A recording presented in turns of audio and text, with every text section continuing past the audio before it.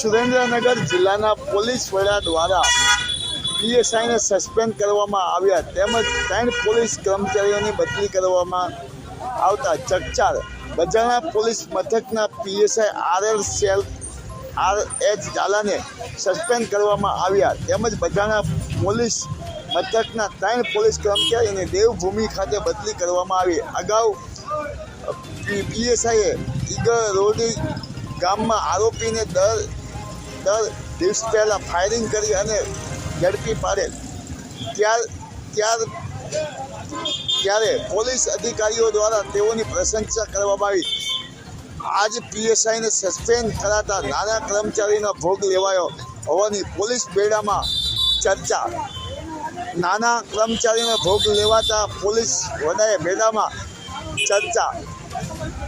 Malvan highway ઉપરથી તાજેતરમાં Gandhinagar state monitor cell દ્વારા ₹2065 કરોડનું લોખંડ સળિયા કૌભાંડ સાથે 12 શખ્સોને ઝડપી પાડવા આવતા બેદરકારી બદલ જિલ્લા પોલીસ વડા દ્વારા લેવાયેલા પગલાં કડક।